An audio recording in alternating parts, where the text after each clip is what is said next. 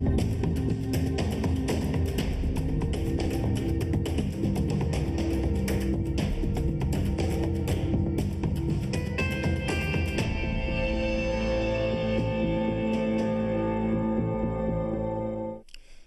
à tous et bienvenue à ce rendez-vous du 20h. Voici les titres. Le chef de l'État veut doter le Sénégal d'un réseau autoroutier moderne. Le président Macky Sall a décliné les grandes lignes de son programme d'infrastructure à l'horizon 2019. C'était lors de l'inauguration du prolongement de la route de l'autoroute jusqu'à Sindia. Le Sénégal et l'Union européenne ensemble pour lutter contre l'immigration clandestine, la création d'emplois ruraux, la formation professionnelle et l'appui aux entreprises sont visés à travers la signature d'une convention de 59 milliards. Dans la série sur la santé, nous parlerons de la greffe rénale. Des personnes qui vivent avec un seul rein témoignent l'insuffisance rénale et avec le cancer rangé dans la catégorie des maladies à soins coûteux. Il faut se soigner toute sa vie. Dans la rubrique au cœur de nos cultures, nous verrons comment se déroule l'intronisation d'un chef de village en milieu peul. C'est à Sintiane, dans le département de Kanel, que cela se passe. Et puis dans ce journal, nous aurons comme invité Muntaga Si, le directeur général de l'APIX. Nous parlons avec lui du bond réussi par le Sénégal dans le classement du dernier Doing Business. Le chef de l'État a présidé ce matin une conférence internationale sur les migrations. Le président Macky Sall qui invite à lutter contre les réseaux de migration clandestine et la criminalité transfrontalière. Contrairement aux idées reçues, la première destination des migrants africains, c'est d'abord l'Afrique. Une synergie des efforts est ainsi préconisée pour trouver des solutions au phénomène migratoire. Aboubakry Kane. La question migratoire, un sujet d'actualité. Le phénomène n'est pas nouveau, la nouveauté réside dans la complexité des problèmes qui lui sont connexes. Le temps de l'action, c'est ce à quoi invitent les organisateurs de cette conférence internationale sur les migrations, la gouvernance et le développement en Afrique de l'Ouest.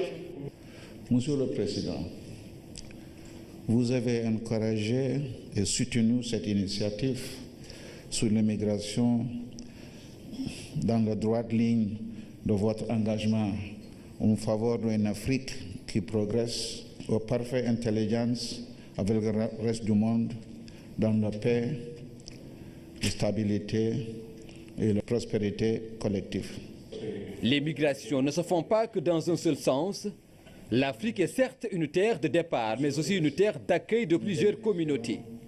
À elle seule, l'Afrique de l'Ouest compte 8 millions de migrants, d'où l'intérêt majeur de ces concertations. Les migrants africains restent en Afrique à 70%. Et au-delà, il reste 30%. Les 30% qui restent, il n'y a que 15% qui vont en Europe. Ces 15% constituent un mouvement minoritaire. Les Africains ont compris qu'ils restent d'abord en Afrique et non aller en aventure, où parfois les droits ne sont pas toujours respectés. Une question de responsabilité commune, tant pour l'Afrique que pour l'Europe, et une question qui appelle une action commune de l'Afrique et de l'Europe. Comment pouvons-nous gérer ces flux migratoires pour en faire des moteurs pour le développement des pays d'origine ainsi que pour les pays d'accueil? Pour les États, il s'agit d'un défi à relever à travers une approche concertée pour aboutir à des solutions durables. D'autant que les migrants contribuent à la fois à la prospérité de leur pays d'accueil et d'origine. La diaspora africaine qui, à travers ses envois sur le continent, apporte une précieuse contribution à l'effort de solidarité nationale et surtout au développement économique et social des pays d'origine. Pour le Sénégal, notre diaspora amène en moyenne 2 milliards de dollars par an.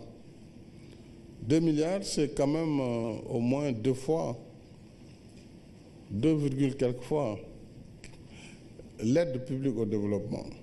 Donc cette manne doit pouvoir être protégée quelque part. C'est pourquoi il faut nous comprendre quand on nous dit la réadmission sans qu'on ait les précisions. Vous comprenez donc que les États ne puissent pas adhérer à cette demande. L'éducation, la formation, la stabilité politique sont autant de facteurs déterminants au niveau des zones de départ des migrants. Des opportunités d'emploi doivent également donner aux jeunes les raisons d'y croire. Aussi pour le chef de l'État, la politique systématique de reconduction aux frontières a atteint ses limites. Il faut que l'Europe, de façon générale, les pays développés, travaillent à nous aider sur des mécanismes qui permettent de mobiliser des ressources pour asseoir le développement économique du continent. Il nous faut ensemble, surtout aussi, combattre farouchement les réseaux clandestins, combattre donc l'immigration clandestine, permettre à la jeunesse qui doit voyager, qui doit apprendre, de pouvoir le faire sans contrainte. Il faut freiner la migration clandestine tout en évitant les concepts d'immigration choisis. Parce que là aussi, l'Afrique ne peut pas accepter de former ses cadres avec tant de difficultés et que tous ceux qui sont formés finissent par être recrutés en Occident et dans les pays développés pour nous laisser ceux qui n'ont pas de qualification. La responsabilité est donc partagée. Il s'agit aujourd'hui de communautés de destin transfrontalières. Un effort de réflexion est nécessaire à toutes les parties pour cerner l'ampleur et les enjeux du phénomène migratoire. Le chef de l'État, vous le savez, a inauguré hier l'autoroute Diamniadio-AIBD-Sindia. La section longue de 36 km sera prolongée jusqu'à Mbour prochainement. Le président Macky Sall a par ailleurs visité le projet AIBD Mbour-Thiès qui sera également livré dans les prochains mois au Marning. Coupure de ruban pour donner le top. Au-delà d'un acte symbolique, le président de la République est au volant de sa voiture. De Diamniadio, il rallie Sindia à vive allure. Arrivé à la gare de péage de Toglou, il paye son ticket. Comment vous allez?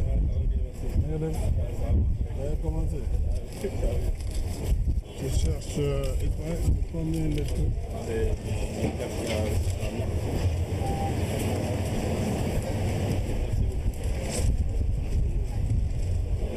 Ensuite, il poursuit le chemin jusqu'à Sindia, bouclant ainsi les 35 km marquant la fin provisoire de l'autoroute. Il reste seulement quelques kilomètres pour arriver à Mbour. Ils seront complétés plus tard. Vous continuez sur la route là, vers Somone. Oui, Somone et Mbour. Bon, on va aller. Bravo et félicitations. Merci.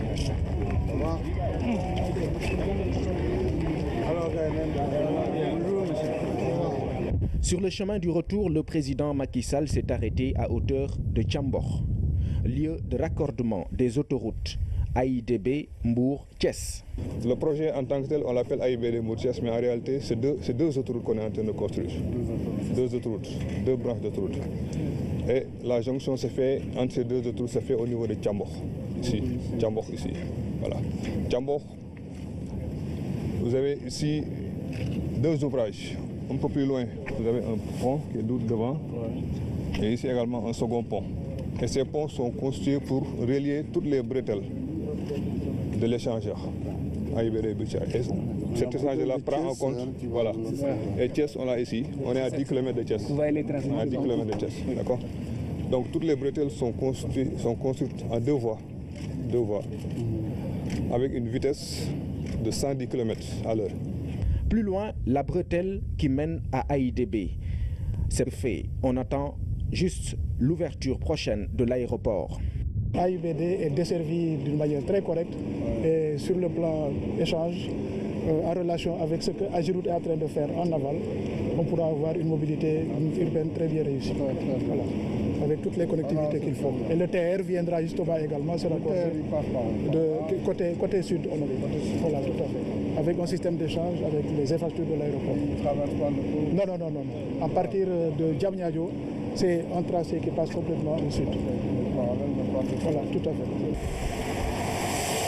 La section AIBD Sindia qui vient d'être livrée fait partie du vaste programme autoroutier du président Macky Sall. Sa portée sociale est indiscutable. Vous venez de livrer aux Sénégalais un linéaire de 35 km d'autoroute à péage, 2 fois 4 voies, avec un service conforme aux normes internationales sous votre magistère. Le chef de l'État a félicité le gouvernement du Sénégal, l'APIX et ses partenaires, l'AFD, le concessionnaire Senac, mais aussi l'AGEROUTE, appuyé par le gouvernement chinois. Ingénieurs et ouvriers sont également félicités. Les populations, elles, expriment toute leur joie.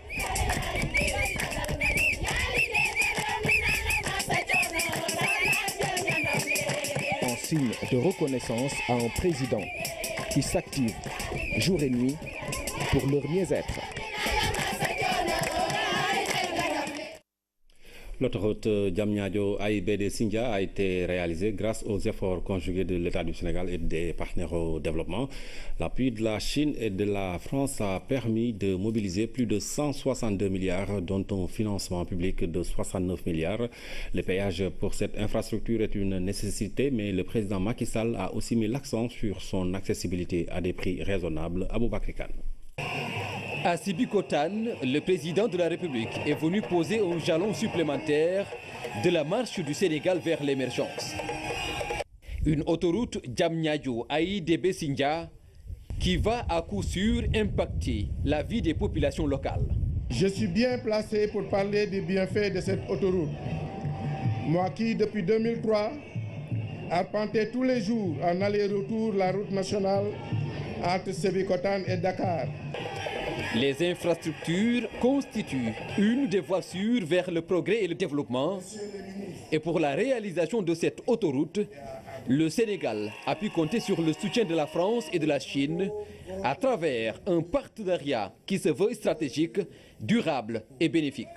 Cette autoroute représente un chaînon clé du réseau national des transports terrestres du Sénégal et porte une grande signification stratégique pour la connexion entre Dakar et les régions du sud et de l'est du pays. Cette autoroute va changer la vie de centaines de milliers de Sénégalais. Elle va favoriser le développement de régions comme celle de Thiès ou de Mbour. Elle va décongestionner Dakar. Elle va faire gagner beaucoup de temps aux usagers, aux entreprises. Elle va offrir au Sénégal les moyens d'être un hub régional pour toute l'Afrique de l'Ouest. Il ne peut y avoir de développement sans infrastructure, une conviction du président Macky Sall, dont le programme d'infrastructure trouve ici le sens et la pertinence. C'est grâce aux routes et aux autoroutes que nous pouvons aller d'un point à l'autre du territoire national. Assurer la circulation des personnes et le transport des marchandises, consolider l'intégration nationale, promouvoir le développement de nos terroirs et faciliter l'accès de nos produits locaux au marché. L'ambition du chef de l'État est donc de doter le pays d'un réseau routier et autoroutier moderne, ce qui va faciliter les liaisons entre les villes et les zones les plus reculées du territoire. Une politique de connectivité pour permettre aux Sénégalais de voyager vite et dans des conditions de sécurité. Et sur la route du progrès, la vision est adossée à une politique de mobilisation des moyens. La section Diamniadio-AIBD a été réalisée selon un schéma de partenariat public-privé pour un montant de 92 milliards, dont un financement public de 69 milliards correspondant à la subvention versée par l'État et un financement privé apporté par notre partenaire Senac SA pour un montant de 23 milliards. S'agissant du tronçon AIBD-Sindia, d'un coût de 70 milliards, il a été réalisé dans le cadre du projet global de construction des deux projets d'autoroute AIBD Mbour sur 39 km et AIBD Thiès sur 16 km grâce à un prêt concessionnel de Exim Bank Chine. L'objectif en matière d'infrastructure est clair, étendre progressivement le réseau autoroutier national à raison de 50 km par an. Et le chef de l'État de préciser que pour l'usage des autoroutes, le péage est une nécessité. Ces infrastructures sont en effet très coûteuses pour le budget national. C'est donc par le péage que nous pourrons rembourser les prêts et assurer l'entretien des infrastructures. Ainsi, nous limitons l'endettement de l'État et nous assurons surtout la durabilité de nos infrastructures. Soyons fiers de payer par nous-mêmes le coût de nos progrès et de notre développement. Pour autant, je suis très soucieux des tarifs du péage. Le tarif initial prévu entre Diamniadio et AIBD était de 1600 francs CFA, auquel il fallait ajouter 800 francs sur le tronçon AIBD-Sindia, soit un total de 2400 francs. Avec les tarifs révisés, l'usager qui voudrait se rendre de Diamniadio jusqu'à Sindia paiera en définitive seulement 1600 francs au lieu de 2400, soit une réduction de 800 francs CFA. Et c'est le même tarif de 1600 francs pour les véhicules, bien entendu, qui sera appliqué quand l'autoroute sera prolongée jusqu'à Mbour. Une question d'inclusion, d'équité et de justice sociale, parce que pour le chef de l'État, l'autoroute ne doit pas être perçue comme une voie réservée aux riches, mais plutôt comme une voie ouverte à tous, avec des tarifs supportables pour les usagers.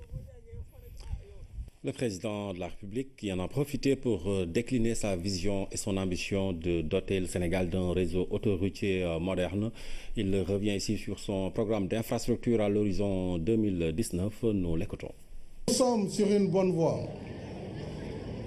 De l'indépendance à 2012, soit 52 ans, le réseau autoroutier du Sénégal était de 35 km entre Dakar et Diamniadio. Nous en avons rajouté 36 en 4 ans, avec la réalisation des tronçons Diamniadio-AIBD 17 km, AIBD-Sindia 19 km. D'autres projets vont suivre entre AIBD et Thiès sur 16 km, largement entamé, Thiès, Thiénaba, Tivaouane sur 21 km et le projet majeur Ila Touba sur 113 km. Au total, le réseau autoroutier national comptera 221 km d'autoroute en 2019. Voilà pour l'inauguration donc de ce tronçon de l'autoroute à péage. La production des cartes d'identité biométrique CEDEAO se poursuit dans les centres et au sein des commissions installées à cet effet. Une unité vient d'ailleurs d'être montée à l'Assemblée nationale. L'objectif est de permettre aux députés de se doter de la pièce en toute facilité.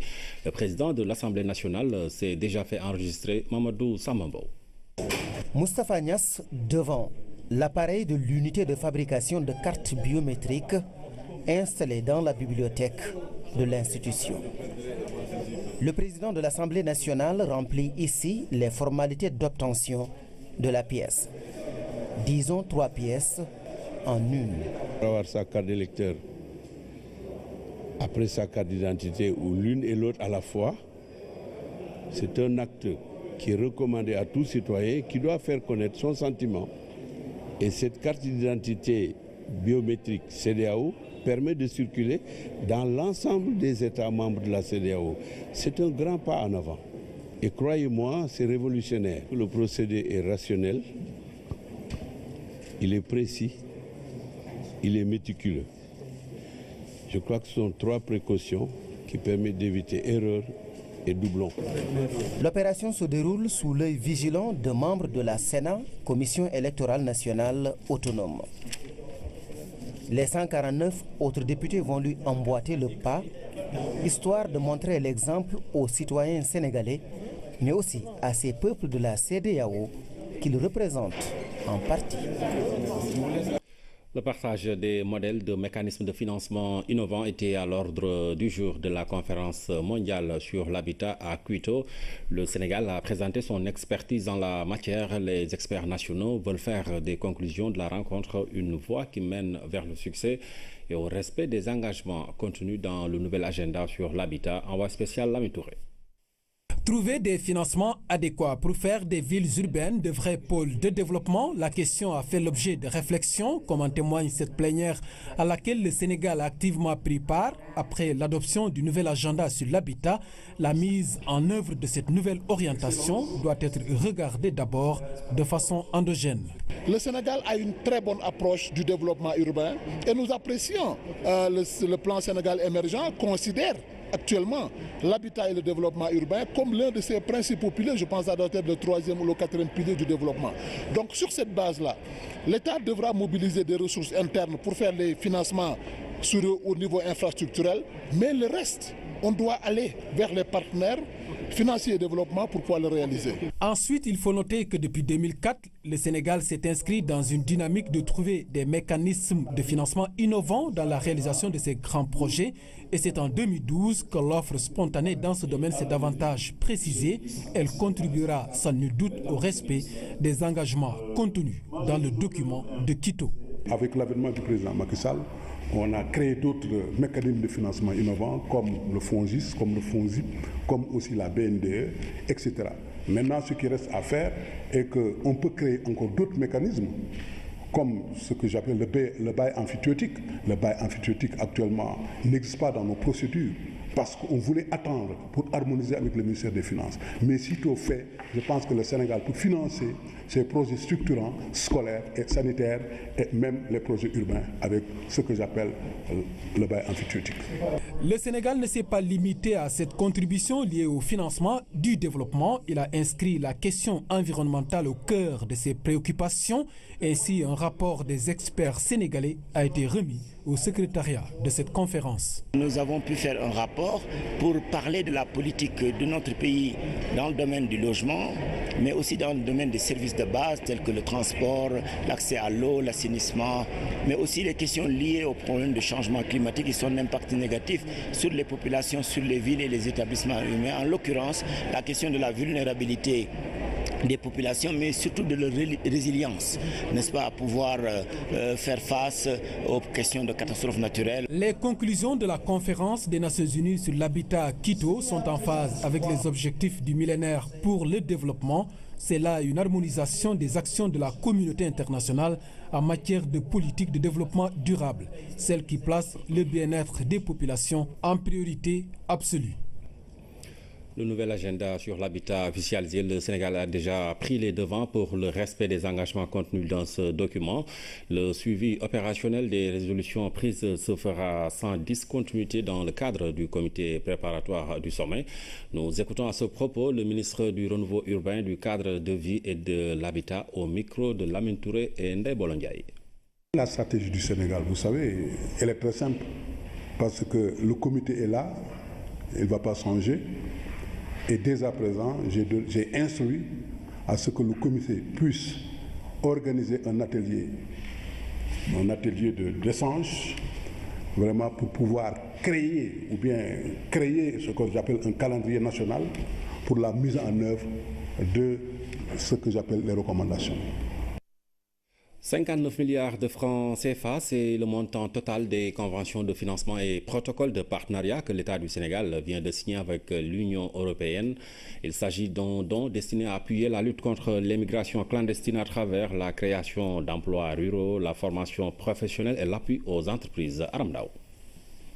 Les coopérations françaises, luxembourgeoises, espagnoles et italiennes, ensemble aux côtés de l'Union européenne, pour sauver les jeunes d'une telle aventure tragique.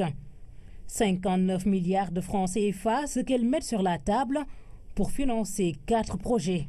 Il s'agit de la Convention relative au projet d'appui au renforcement de l'état de droit, PARET, pour un montant de 10 millions d'euros, soit environ 6 milliards de francs CFA. De la Convention relative à l'appui à l'amélioration de la compétitivité des filières agricoles et de la sécurité alimentaire dans le tiers sud du Sénégal, appelée Beydare, pour un montant de 20 millions d'euros, soit environ 13 milliards de francs CFA. Du protocole de partenariat relatif au projet Développer l'emploi au Sénégal, renforcement de la compétitivité des entreprises et de l'employabilité dans les zones de départ, pour un montant de 40 millions d'euros, soit environ 26 milliards de francs CFA. 13 milliards de francs CFA, le montant du 4e projet. Il va aider à la mise en place des fermes agricoles villageoises, les fermes Natangé. C'est un projet qui va travailler dans la mise en place de fermes modernes dans les zones qui ont un fort taux d'immigration, encore au sud du pays. Les fermes Natangé que nous connaissons constituent un projet phare pour la coopération entre le Sénégal et l'Union européenne. L'Union européenne qui est prête à appuyer beaucoup plus ces projets.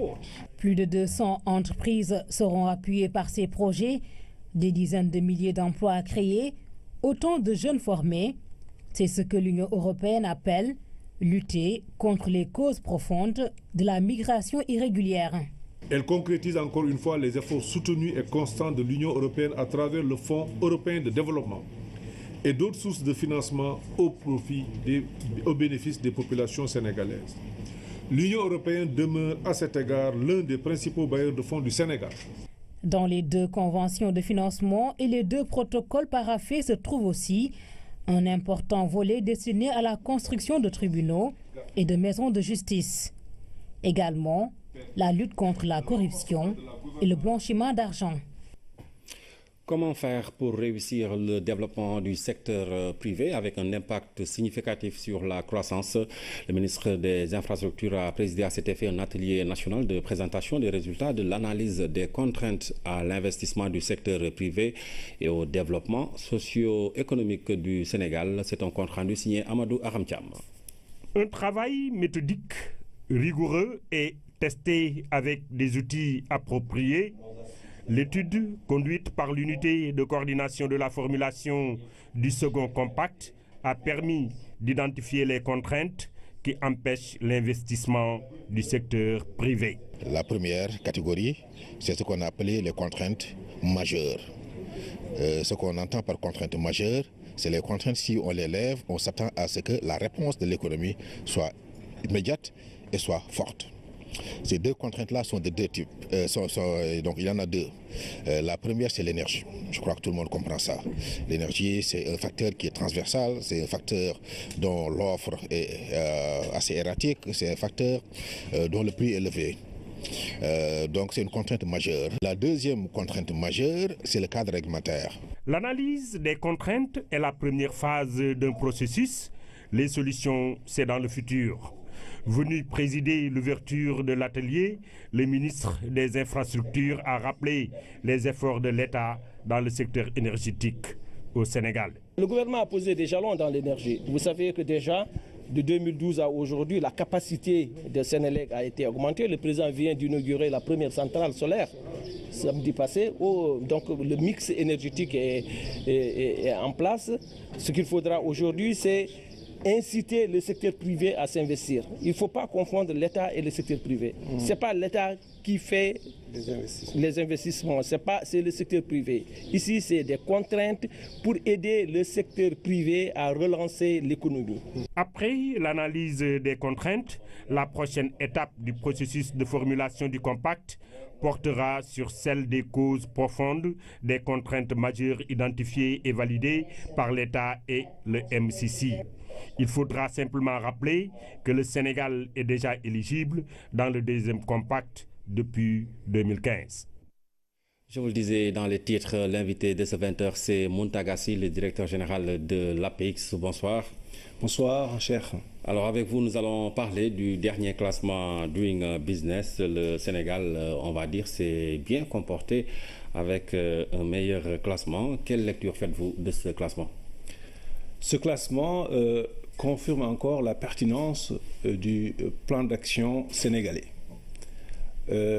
On a 3 cycles consécutifs pour lesquels le Sénégal démontre encore la pertinence de son plan par l'amélioration significative de la façon de faire des affaires au Sénégal. C'est ce que révèle le rapport du Doing Business qui est sorti ce matin. C'est le Doing Business 2017. En 2013, le Sénégal était classé 178e parmi 189 économies au monde. Aujourd'hui, le Sénégal est classé 147e. En 3 ans, nous avons eu un gain de rang de 31 places.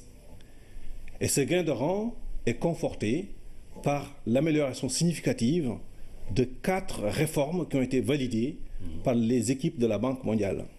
Ces 4 réformes, c'est sur 4 indicateurs, à savoir au niveau de l'amélioration de l'enregistrement des titres de propriété, au niveau du registre et du foncier et du cadastre, par la mise en place de dispositifs qui permettent d'améliorer beaucoup plus la transparence avec le nouveau NICAD. C'est le numéro d'identification du cadastre. On aura un seul référentiel pour les parcelles et qui aura le seul numéro de communication entre le cadastre et les domaines. En la matière, le Sénégal a fait des bons énormes. Le deuxième indicateur qui vient aussi révéler la performance du Sénégal au niveau de l'amélioration des affaires, c'est l'accès à l'information sur le crédit par la mise en place d'un nouveau bureau du crédit qui permet de renseigner davantage les porteurs de projets, mais aussi par l'accès au crédit, une fois sa facilitation et l'accès à son information. Nous avons aussi travaillé de manière significative par la facilitation de l'amélioration de la réduction des coûts relatifs sur l'indicateur de paiement des taxes avec la diminution du plafond maximum de l'impôt de revenu sur les sociétés.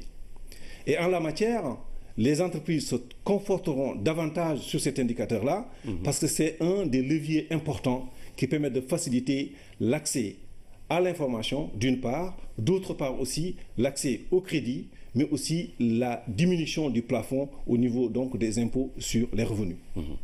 Le Sénégal a aussi travaillé davantage sur les procédures liées à la fermeture d'entreprises pour pouvoir faciliter l'appurement au niveau du passif par des procédures simplifiées et ça facilite davantage l'accompagnement avec des procédures de conciliation simplifiées d'une part, mais aussi des procédures de règlement préventif pour les petites et les moyennes entreprises.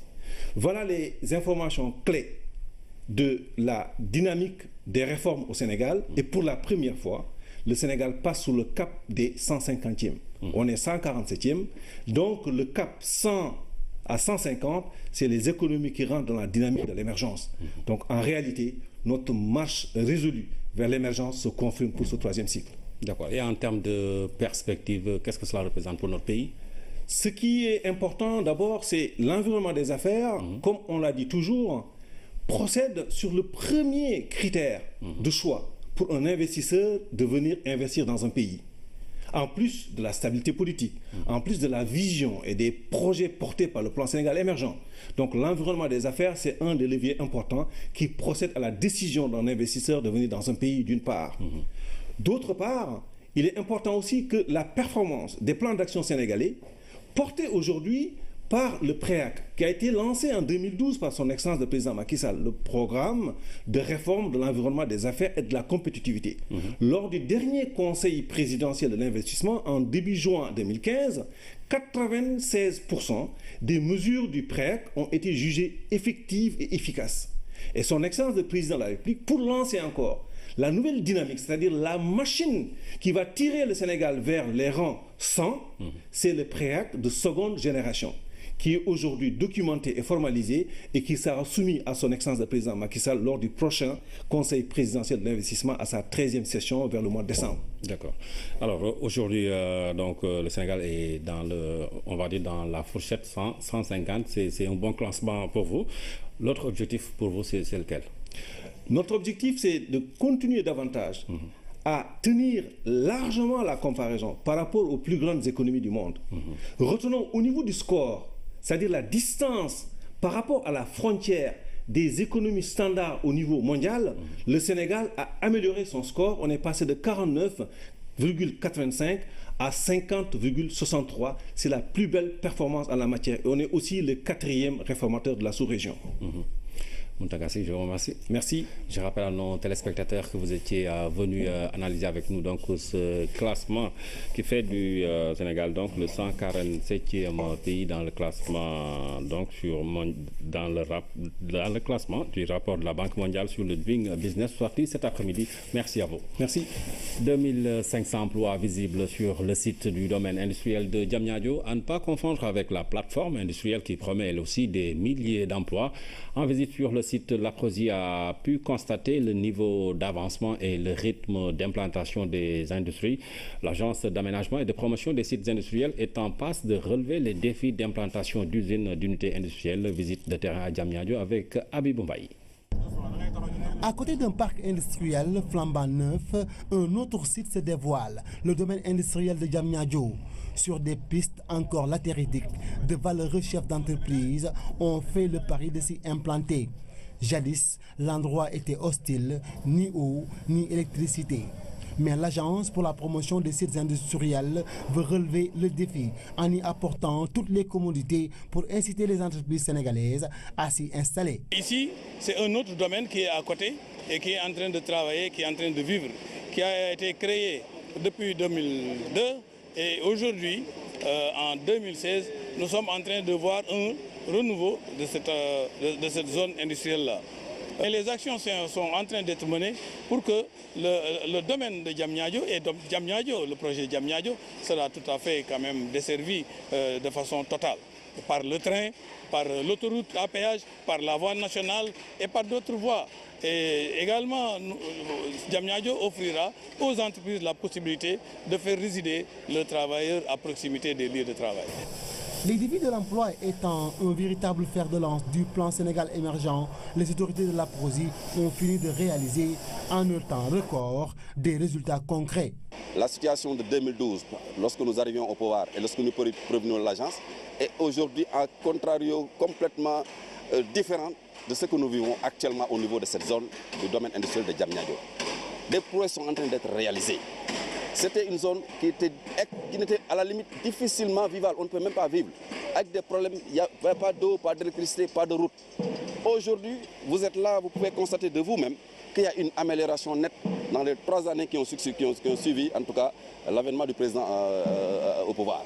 Vous avez visité de vous-même, les industries sont en train de fonctionner comme il le faut. Au moment où on vous parle, nous sommes à 2700 et quelques ou 3000 emplois créés déjà ici, au niveau de la zone. Et Mina Distribution, là où nous nous trouvons présentement, en est une illustration parce que vous voyez derrière vous cette échelle, ce travail de chaîne qui va jusqu'au truc de stockage et qui avoisine presque 860 quelques emplois. C'est quelque chose qu'on doit saluer, c'est quelque chose qui nous pousse vers une fierté.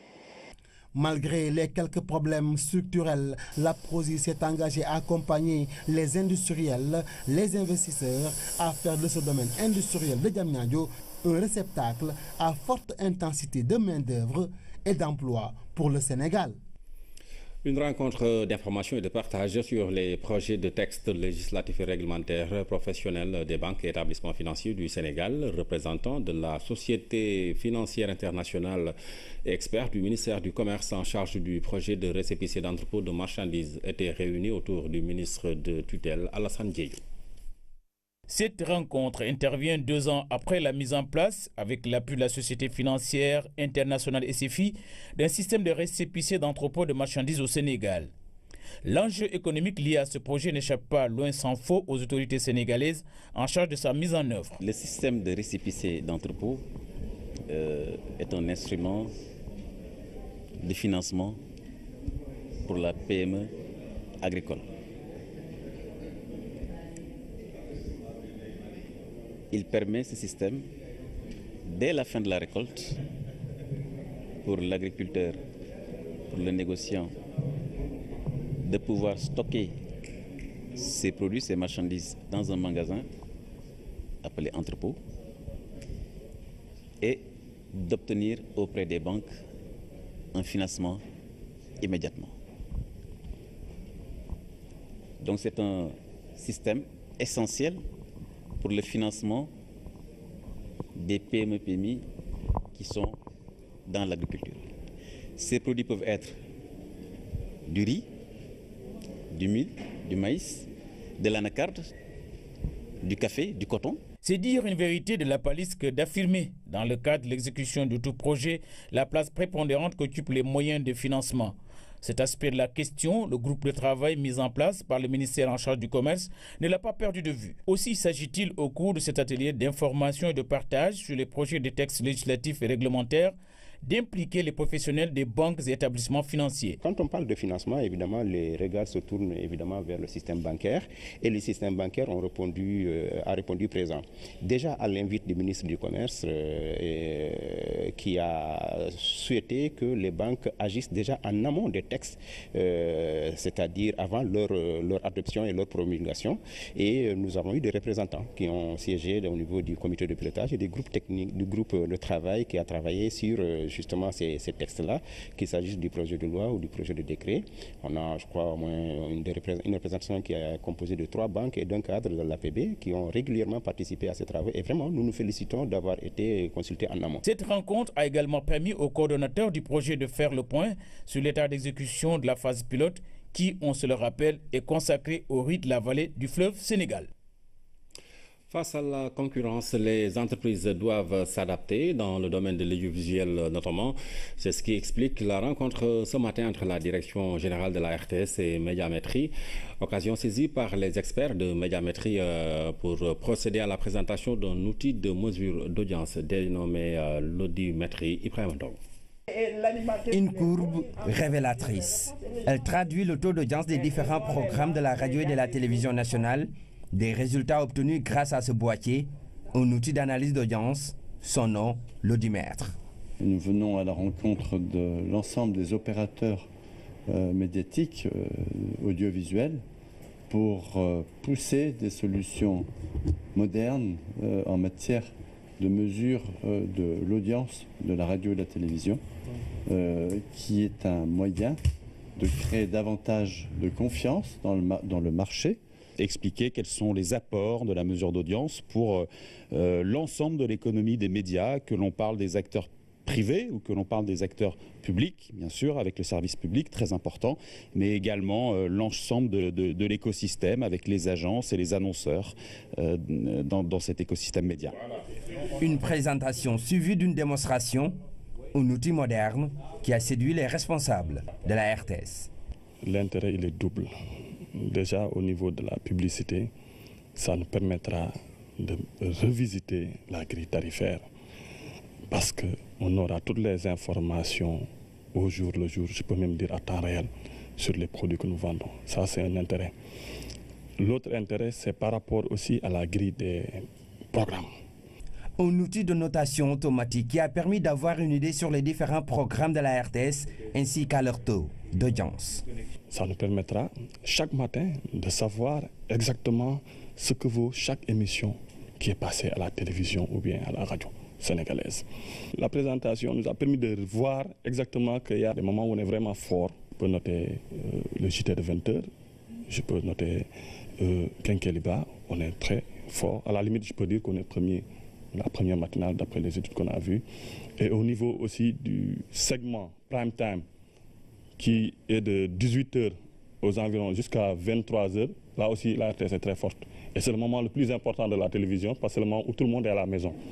L'audimétrie va contribuer d'une manière significative à la prise de décision. C'est d'ailleurs ce qui explique la présence de tous les directeurs des différents services à cette rencontre. Dans la série santé, on ne risque rien en donnant ou en recevant un rein et il est bien possible de vivre avec un seul rein. Au Sénégal, des personnes vivent avec uniquement l'un des organes qui filtre le sang dans l'organisme et rien dans leur apparence ne renseigne sur leur état. Fanta Badji a rencontré un donneur et un bénéficiaire de cet organe vital. Depuis janvier 2015, Mohamed Gueye vit avec un seul rein. Il a fait don de son précieux organe à un proche et ne se sent pas pour autant diminué. Enfin, je peux même dire un partage de rein, parce que c'est même pas donné, parce que c'est un partage, parce que c'est un membre de ma famille. Donc je l'ai fait volontairement. Puis par exemple, comme vous me voyez, je me porte vraiment à merveille. Je n'ai pas de problème de santé. Donc comme vous voyez, si je ne vous le dis pas, si je vous dis que j'ai un seul rein, vous ne pouvez pas le remarquer. Cette dame, sous le couvert de l'anonymat, nous l'appellerons Ramatou, a elle reçu un rein d'un proche aussi, après plusieurs années d'âpre lutte contre cette maladie jugée sournoise, l'insuffisance rénale. Son généreux donateur l'a soulagé des pénibles séances de dialyse. C'était vraiment insupportable. Je perdais le moral à la veille de chaque séance et je devais le faire 3 fois par semaine. Je quittais chez moi à 5 h du matin pour ne revenir qu'aux environs de 12 h. Ramatou a vite retrouvé la santé après avoir subi la greffe. Plus besoin d'être immobilisée des heures par ces machines. Elle mène aujourd'hui une vie normale avec un rein fonctionnel, mais à entretenir au quotidien. Ce médicament, le Prograf 5, je l'achète à 325 000 francs CFA. Le Cel-7 coûte environ 60 000 francs CFA, de même que le Prograf 1. Tous ne sont pas disponibles ici. Parfois, on me les envoie de l'étranger. En plus des médicaments, il y a des analyses à faire. Pour un premier temps, c'est tous les 15 jours. Après, c'est tous les mois. Maintenant, c'est tous les 2 mois. Et figurez-vous que je dépense presque 800 000 francs CFA pour mes soins. Et c'est des médicaments à prendre à vie. Mohamed Gueye, lui, est bien loin de cette contrainte de suivi médical obligatoire pour se maintenir en vie. Il en oublie même son organe enlevé et n'a aucune hygiène particulière de vie à respecter.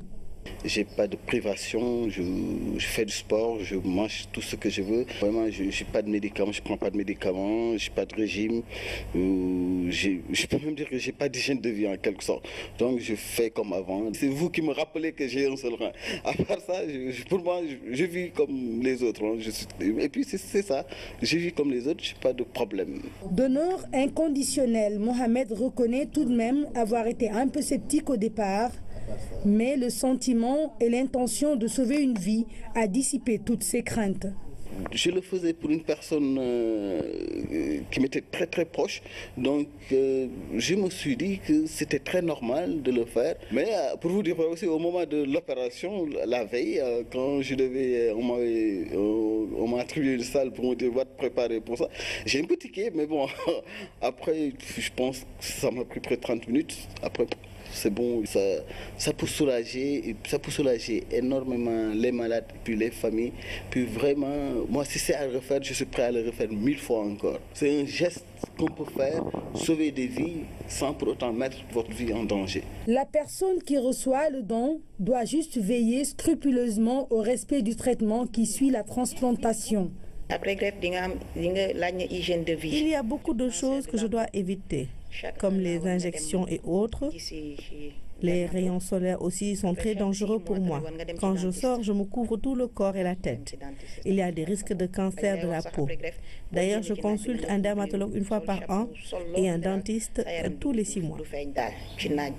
Ramatou préfère de loin ces nombreux paquets de médicaments coûteux à ce qu'elle considère comme un supplice, à savoir la dialyse, bien que gratuite. L'implantation pour l'un et le prélèvement pour l'autre ont été réalisés à l'étranger, l'expertise et le plateau technique n'étant pas disponibles à l'époque au Sénégal. Aujourd'hui, un projet de loi est voté. Il s'agit de la loi relative au prélèvement et à l'implantation des tissus humains. Elle attend son décret d'application. Parlons à présent des maladies à soins coûteux, un véritable casse-tête pour les malades et les docteurs. Le cancer, l'insuffisance rénale, les personnes âgées sont tous dans cette catégorie de maladies où il faut se soigner toute la vie, chose difficile pour certaines familles. Heureusement, la couverture maladie universelle aide ces personnes qui n'ont pas accès à l'assurance maladie. Ramatadem. Les cancers et l'insuffisance rénale classés parmi les maladies à soins coûteux parce qu'il faut des traitements à vie et qui nécessitent une prise en charge financière non négligeable tous les mois. Je pense que l'insuffisance rénale est plus qu'une maladie à soins plus que coûteux Parce que pour plusieurs raisons. La première raison, c'est que déjà c'est une maladie chronique. Donc quand on a une insuffisance rénale chronique, on l'a pour toute sa vie. La deuxième chose, c'est que le traitement de l'insuffisance rénale coûte cher. Il faut des médicaments et beaucoup de médicaments parce que quand on a une insuffisance rénale, on est hypertendu, donc il faut des médicaments pour lutter contre l'hypertension. Et c'est souvent pas un seul médicament, c'est plusieurs médicaments qu'on associe parce que l'hypertension est souvent sévère. Quand on a l'insuffisance rénale, on est souvent anémie. Il faut utiliser des médicaments pour corriger l'anémie, l'érythropoïétine, la fameuse EPO très connue dans le milieu sportif, qui est utilisée en cas d'insuffisance rénale et qui coûte relativement cher. Les prix ont considérablement baissé, mais c'est autour de 50 000 francs par mois. Il faut, quand on a une insuffisance rénale, on a des problèmes de calcium, il faut prendre du calcium qui a un coût, il faut prendre du fer souvent. Pour un Sénégalais lambda qui n'a pas un salaire au-dessus de 100 000 francs CFA, qu'est-ce qu'il pourra faire pour gérer tout ce qui est traitement des cures de chimiothérapie de toutes les 3 semaines ou 4 semaines qui vont dépasser des fois 1 million et quelques, selon le type de cancer du sang que le patient a. La drépanocytose par exemple, il se trouve que dans la famille, on peut avoir plusieurs patients drépanocytaires. Un patient qui fait sa crise drépanocytaire, il peut en faire 1 ou 2 fois par mois. Et à chaque fois qu'il fait une crise drépanocytaire, les parents ou la famille déboursent au minimum 500 et quelques mille francs pour traiter cette crise drépanocytaire. Et on sait qu'on peut avoir 2 à 4 patients drépanocytaires dans une même famille. Et 2 ou 3 enfants peuvent faire en même temps des crises drépanocytaires. Et cette pathologie-là n'est pas encore prise en charge par notre système sanitaire. C'est vrai qu'aujourd'hui, beaucoup d'efforts ont été consentis par l'État. Les coûts de chimiothérapie ont beaucoup baissé, certains sont même gratuits. Les dialyses également dans les établissements publics de santé sont gratuits. C'est vrai que l'État a fait beaucoup d'efforts. Parce qu'il y a quelques années, c'était 50 000, c'est passé dans le public, c'est passé à 10 000, après c'est gratuit pour les malades, mais c'est le ministère de la Santé qui continue à payer les 10 000 à travers la CMU. L'autre combat que nous menons avec les malades, c'est de subventionner les médicaments qui vont avec. Il y a des analyses, des traitements et autres médicaments qu'ils font prendre et tout cela a un coût. Pour les personnes du 3e âge, la prise en charge est également très complexe. Ils souffrent souvent d'hypertension, de diabète ou d'autres maladies chroniques. Et c'est des sujets qui sont polypathologiques. Ils ont plusieurs maladies en même temps. Et cette polypathologie requiert une prise en charge appropriée. Donc c'est des personnes qui vont prendre beaucoup de médicaments et au long cours. Et c'est des médicaments qui coûtent cher. Et les principales affections qu'on rencontre chez les sujets âgés, c'est surtout les affections cardiovasculaires. Il y a le diabète, il y a l'hypertension, il y a le problème du cholestérol, mais les affections, les insuffisances cardiaques. Ces affections qui surviennent chez ces personnes âgées qui sont souvent à la retraite, qui n'ont pas les moyens pour se prendre en charge, et d'autant que ces personnes âgées parfois restent chefs de famille et doivent subvenir aux besoins de leur famille. Bien que la prise en charge de certaines maladies soit complexe, l'État a mis en place des solutions alternatives pour une meilleure prise en charge médicale avec la couverture maladie universelle. C'est extrêmement important que les personnes âgées ou bien les familles souscrivent à des mutuelles. C'est extrêmement important parce que la prise en charge, encore, la santé a un coût. Effectivement, nous comptons beaucoup sur la CMU pour prendre en charge ces patients. Bien entendu, il y aura une petite partie, un pourcentage qui va être pris en charge par les mutuelles de santé. Et je pense qu'avec cette nouvelle politique de santé, les malades pourront effectivement s'en sortir. Nous comptons en tout cas beaucoup sur la CMU pour prendre en charge ces genres de patients. Aujourd'hui, la seule solution pour les malades, surtout qui ne travaillent pas, c'est de souscrire à une mutuelle de santé, ceci pour une meilleure prise en charge. Des démarches sont également menées par les associations de malades et des spécialistes de la santé, ceci pour une gratuité de certains soins ou médicaments. Suite de la série sur la santé dans nos prochaines éditions, la conférence interafricaine de la prévoyance sociale a entamé hier une session de formation à l'endroit de ses experts. L'objectif est de moderniser ces outils de gestion et de garantir une protection sociale à ses acteurs. Damsila. La protection sociale est l'un des baromètres qui mesure le développement d'un pays.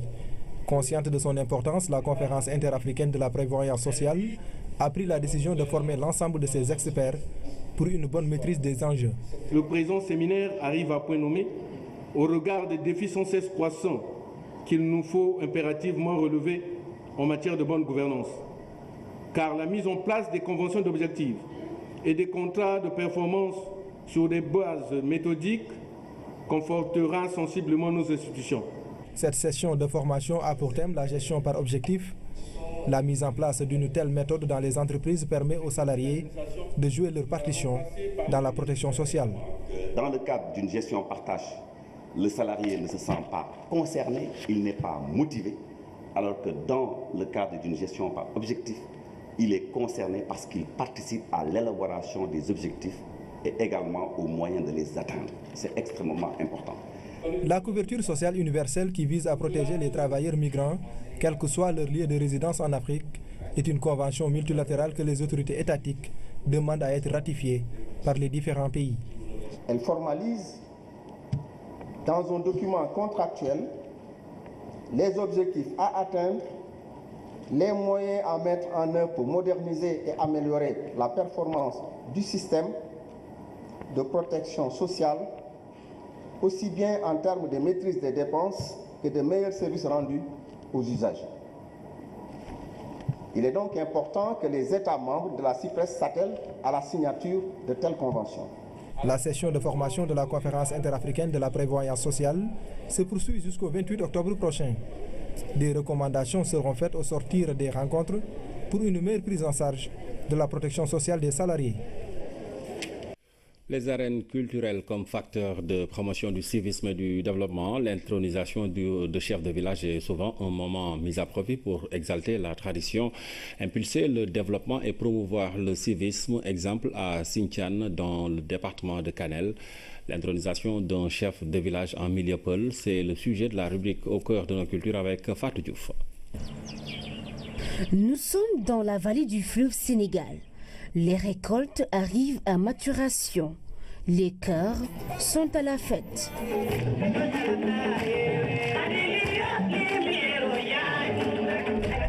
Ici, à Sinthiane, dans le département de Kanel, l'intronisation du chef du village mobilise résidents et ressortissants.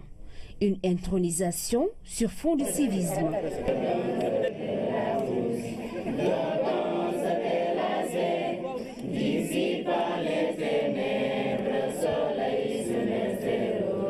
Je félicite le nouveau chef de village tout en lui rappelant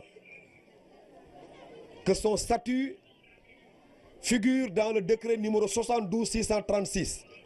Parce que le décret 72-636, il est relatif aux attributions des chefs de circonscription administrative et des chefs de village. Cela veut dire que ces attributions sont campées dans le même décret dans lequel sont clairement spécifiées les attributions des chefs de circonscription. Ce qui veut dire que c'est notre premier collaborateur au niveau des villages. Pour accompagner le nouveau chef dans sa mission, les groupes socioculturels exposent leur savoir-faire, leurs œuvres d'art et étalent leur talent d'artisans et d'artistes.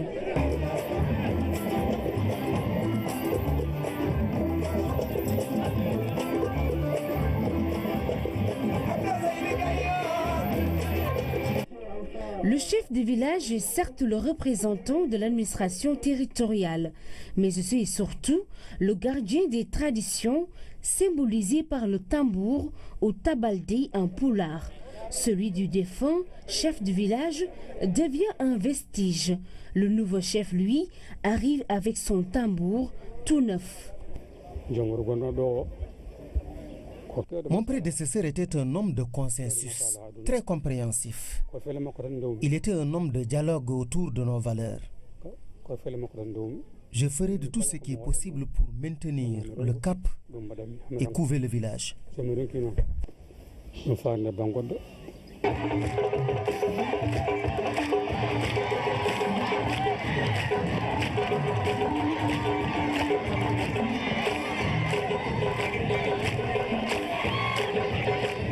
Choisi dans la lignée de Ndongo, une des familles fondateurs du village, le tout nouveau chef de village mérite, aux yeux des autorités indigènes, obéissance et respect. Et un chef, on lui doit respect et obéissance. Le chef, on lui doit respect et obéissance. En tout cas, moi, je n'accepterai jamais qu'on manque de respect à une autorité, quel que soit son rang. L'intronisation du chef de village de Sinthiane est aussi une occasion de faire du fonctionnel, c'est-à-dire de la culture au service du développement.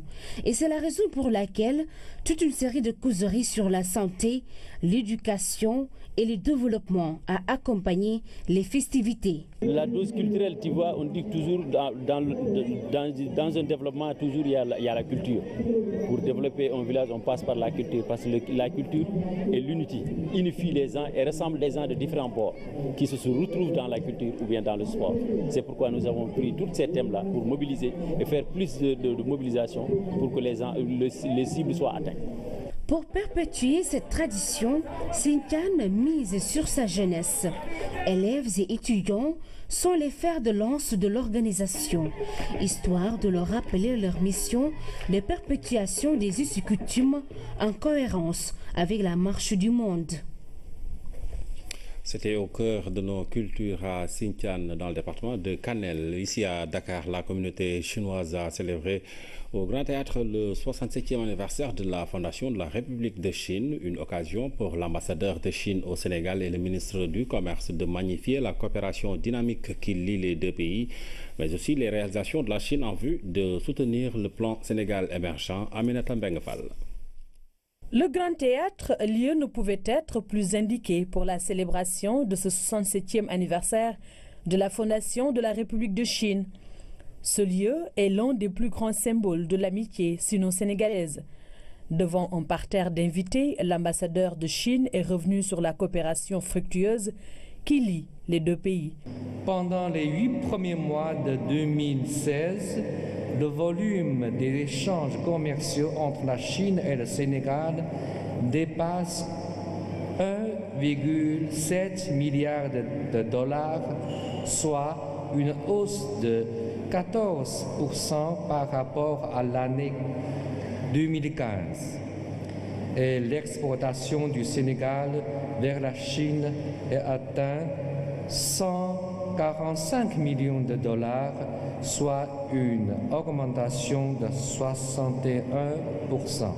La Chine, qui fait figure de modèle économique pour le Sénégal, apporte un soutien capital à notre pays pour la mise en œuvre du plan Sénégal émergent.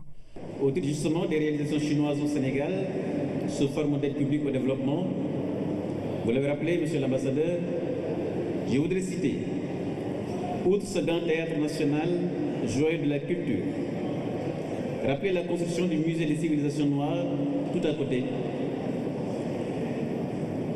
de l'hôpital pour enfants de Diamniadio, du barrage d'Afignam et du pont de Foundiougne. À cela s'ajoute la réfection des 11 stades régionaux, l'aménagement récent du parcours sportif de la Corniche Ouest, vous l'avez dit tout à l'heure, la construction en cours de l'arène nationale. Cette soirée anniversaire, occasion de rencontres et d'échanges, mais également de porter un toast pour une coopération sino-sénégalaise plus dynamique. Sur l'international, la démolition des cabanes et tentes de la jungle de Calais se poursuit en France. Réunion à Paris des ministres de la Défense de la coalition en Irak et en Syrie sur la stabilisation de Mossoul après l'offensive au Kenya. Nouvelle attaque meurtrière à l'explosif à Mandera au nord-est du pays. Louise Bizza. Au Kenya, 12 personnes ont trouvé la mort ce mardi dans une attaque à l'explosif visant une maison d'hôte à Mandera. Il s'agit d'une deuxième tuerie à moins de mois dans cette ville du nord-est du Kenya, frontalière de la Somalie. Si cette attaque n'a pas été revendiquée, la précédente, le 6 octobre dernier, l'avait été par les insurgés islamiques radicaux somaliens Shebab. Depuis son intervention militaire dans le sud de la Somalie en 2011 pour lutter contre les Shebab, le Kenya a été la cible de plusieurs attentats meurtriers. En France, l'évacuation et le démantèlement de la jungle de Calais continuent. Ce mardi, des équipes ont commencé à démonter les cabanes et abris de fortune visés de leurs occupants. L'opération, qui doit durer plusieurs jours, a débuté autour du centre d'accueil provisoire formé de conteneurs. Plus de 1000 personnes ont été épargnées. Selon les décomptes du ministère de l'Intérieur, 1056 migrants ont quitté la jungle pour être mis à l'abri au premier jour de l'évacuation. Ils ont quitté Calais à bord de 45 bus pour rejoindre 80 80 centres d'accueil et orientation. Plusieurs rassemblements se sont déroulés en soutien à l'accueil des migrants. À Nantes, Rennes, Paris, quelques centaines de personnes ont manifesté un signe de solidarité avec les migrants. Bataille de Mossoul, la coalition internationale anti-État islamique fait le point sur l'offensive à Paris. Les ministres de la Défense vont examiner les divers scénarios envisageables pendant et après la reprise de la ville, alors que la vaste et complexe opération lancée pour reprendre Mossoul est rentrée dans sa deuxième semaine. Les responsables américains considèrent que l'offensive pour reprendre Mossoul au groupe État islamique se déroule bien. Cependant, ils préviennent que la résistance des djihadistes va s'accroître à mesure que les forces irakiennes s'approcheront de la ville. Sur le terrain, les dizaines de milliers d'hommes mobilisés continuent de converger à partir des différents fronts vers le fief de l'État islamique, où son chef Abou Bakr al-Baghdadi avait proclamé l'instauration d'un califat en juin 2014. C'est la fin de ce journal. Merci de l'avoir suivi. Passez d'excellents moments en compagnie des programmes de la RTS.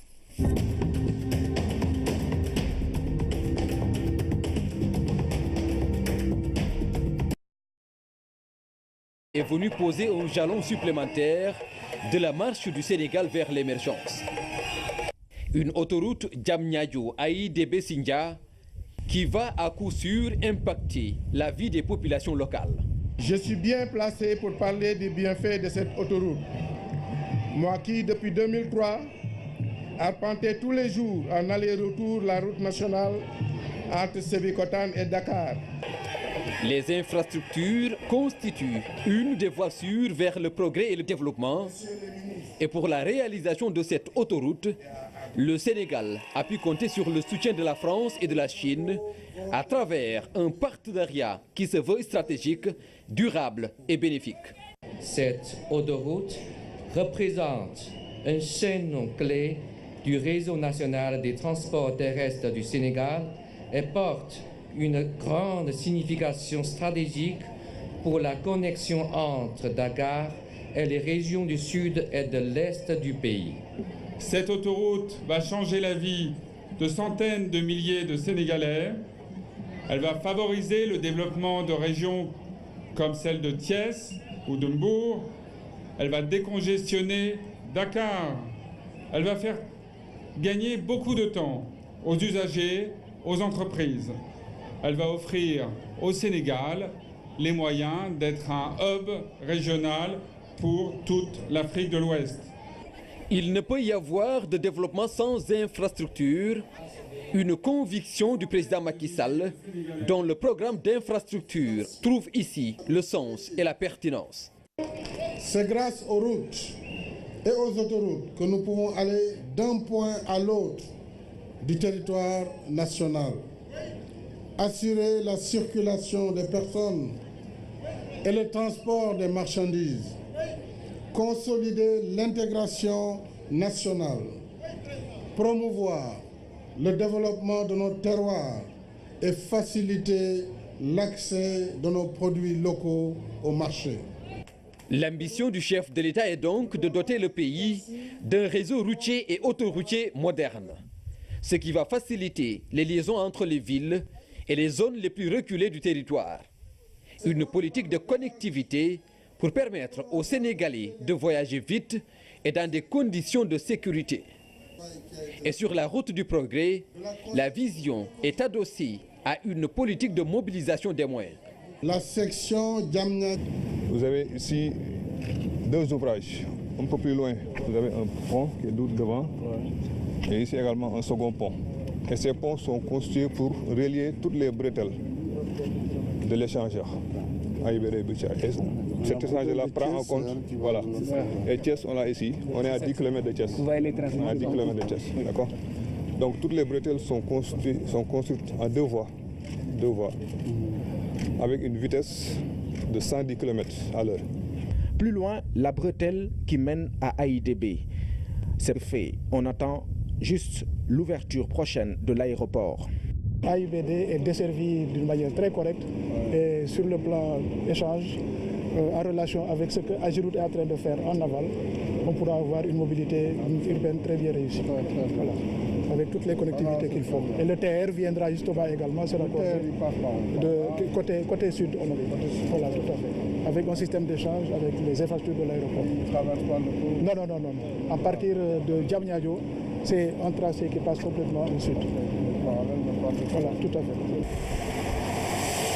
La section AIBD-Sindian qui vient d'être livrée fait partie du vaste programme autoroutier du président Macky Sall.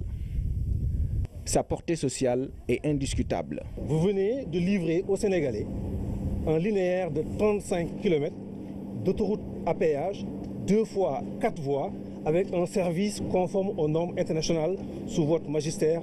Le chef de l'État a félicité le gouvernement du Sénégal, l'APIX et ses partenaires, l'AFD, le concessionnaire Sénac, mais aussi l'AGEROUTE, appuyé par le gouvernement chinois. Ingénieurs et ouvriers sont également félicités. Les populations, elles, expriment toute leur joie.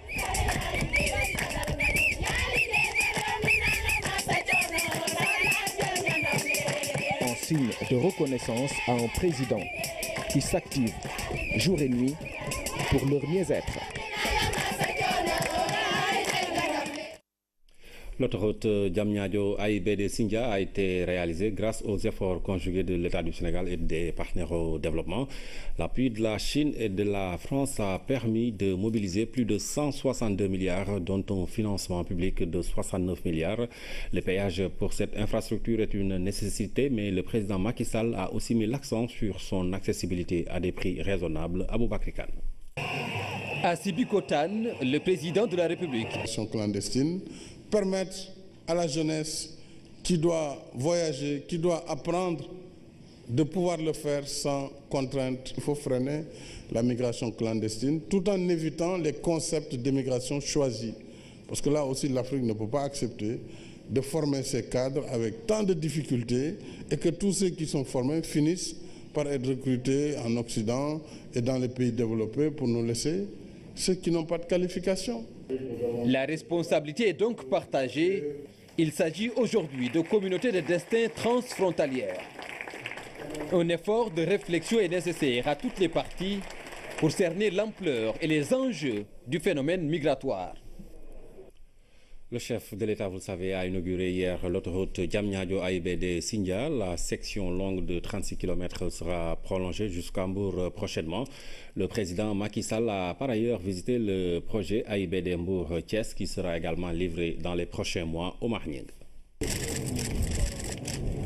Coupure de ruban pour donner le top. Au-delà d'un acte symbolique, le président de la République est au volant de sa voiture. De Diamniadio, il rallie Sindia à vive allure. Arrivé à la gare de péage de Toglou, il paye son ticket. Comment vous allez?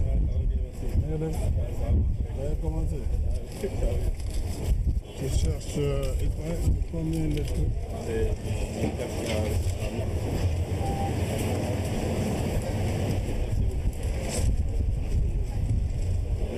Ensuite, il poursuit le chemin jusqu'à Sindian, bouclant ainsi les 35 km marquant la fin provisoire de l'autoroute.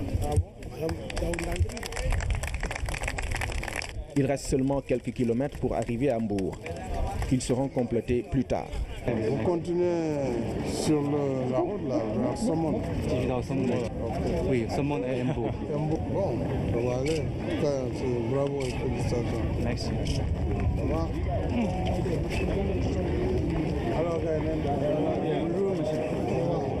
Sur le chemin du retour, le président Macky Sall s'est arrêté à hauteur de Tchambor, lieu de raccordement des autoroutes AIBD Mbour-Thiès. Le projet en tant que tel, on l'appelle AIBD Mbour-Thiès, mais en réalité, c'est deux autoroutes qu'on est en train de construire. Deux autoroutes, deux branches d'autoroutes. Et la jonction se fait entre ces deux autoroutes, se fait au niveau de Tchambor. Ici, Tchambor ici. Voilà. Tchambor. À elle seule, l'Afrique de l'Ouest compte 8 millions de migrants, d'où l'intérêt majeur de ces concertations. Les migrants africains restent en Afrique à 70%. Et au-delà, il reste 30%. Les 30% qui restent, il n'y a que 15% qui vont en Europe. Ces 15% constituent un mouvement minoritaire. Les Africains ont compris qu'ils restent d'abord en Afrique et non aller en aventure, où parfois les droits ne sont pas toujours respectés. Une question de responsabilité commune, tant pour l'Afrique que pour l'Europe, et une question qui appelle une action commune de l'Afrique et de l'Europe. Comment pouvons-nous gérer ces flux migratoires pour en faire des moteurs pour le développement des pays d'origine ainsi que pour les pays d'accueil? Pour les États, il s'agit d'un défi à relever à travers une approche concertée pour aboutir à des solutions durables. D'autant que les migrants contribuent à la fois à la prospérité de leur pays d'accueil et d'origine. La diaspora africaine qui, à travers ses envois sur le continent, apporte une précieuse contribution à l'effort de solidarité nationale et surtout au développement économique et social des pays d'origine. Pour le Sénégal, notre diaspora amène en moyenne 2 milliards de dollars par an. 2 milliards, c'est quand même au moins 2 fois, 2, quelques fois l'aide publique au développement. Donc cette manne doit pouvoir être protégée quelque part. C'est pourquoi il faut nous comprendre quand on nous dit la réadmission sans qu'on ait les précisions. Vous comprenez donc que les États ne puissent pas adhérer à cette demande. L'éducation, la formation, la stabilité politique sont autant de facteurs déterminants au niveau des zones de départ des migrants. Des opportunités d'emploi doivent également donner aux jeunes les raisons d'y croire. Aussi pour le chef de l'État, la politique systématique de reconduction aux frontières a atteint ses limites. Il faut que l'Europe, de façon générale, les pays développés, travaillent à nous aider sur des mécanismes qui permettent de mobiliser des ressources pour asseoir le développement économique du continent. Il nous faut ensemble, surtout aussi, combattre farouchement les réseaux clandestins, combattre donc l'immigration.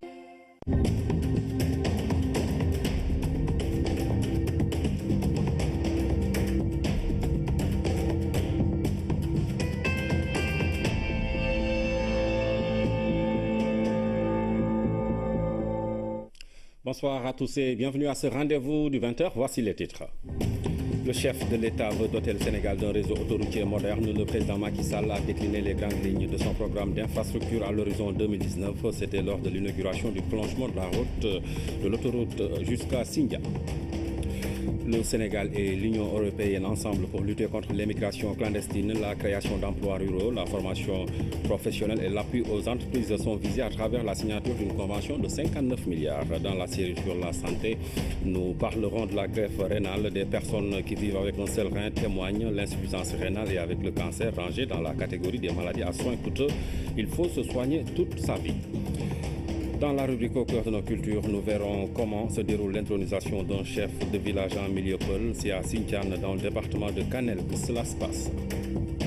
Et puis dans ce journal, nous aurons comme invité Muntaka Si, le directeur général de l'APIX.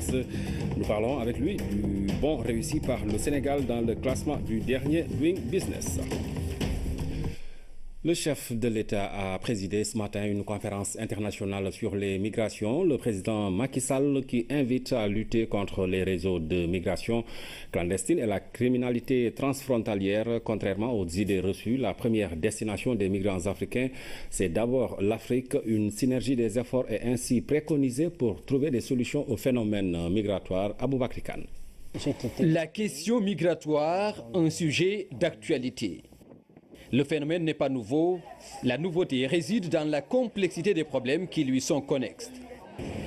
Le temps de l'action, c'est ce à quoi invitent les organisateurs de cette conférence internationale sur les migrations, la gouvernance et le développement en Afrique de l'Ouest. Monsieur le Président, vous avez encouragé et soutenu cette initiative sur l'immigration dans la droite ligne de votre engagement en faveur d'une Afrique qui progresse aux parfaite intelligence avec le reste du monde dans la paix, la stabilité et la prospérité collective.